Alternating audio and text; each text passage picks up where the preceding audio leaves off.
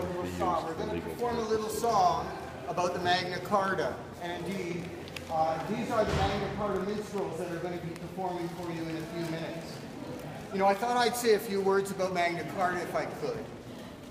And I have to confess, I'm not that big a fan. You know, maybe I'm wrong about that. I will tell you this, that as cartas go, it's a pretty big carta. It is a Magna Carta.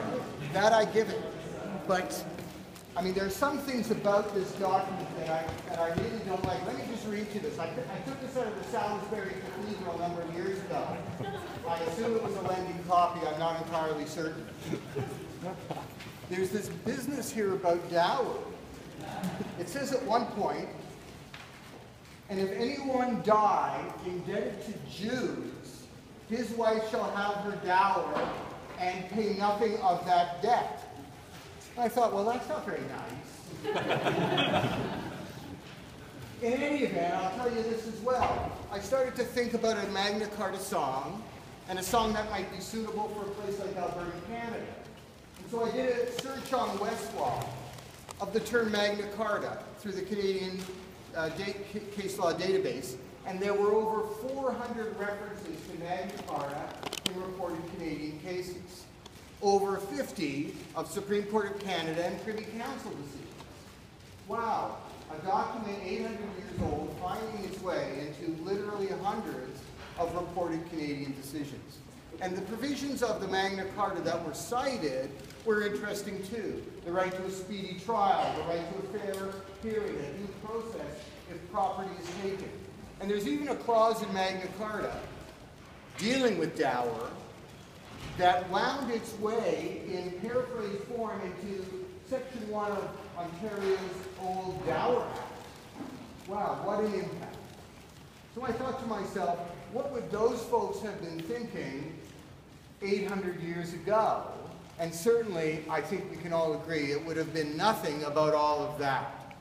And so the song that we're going to perform today is called The Accidental Charter, and it really speaks to the consequences some 800 years later in some far-flung, dismal, awful, cold place. Gee, I wish I would have worked harder when I was in graduate school. Where I work and live and where we're all from. So, without more ado, the Magna Carta Minstrels and the Accidental Charter.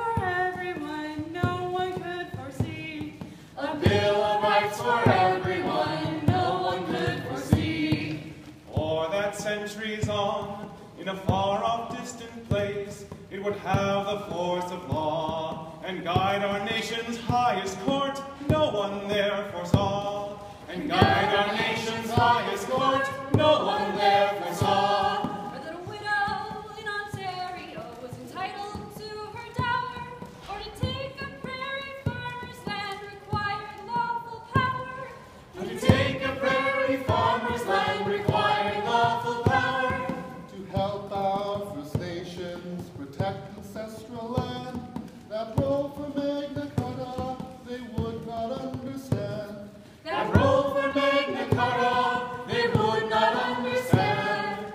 That we would have a charter from seeds that they had sown, that sanctifies the whole of man this day would not have known.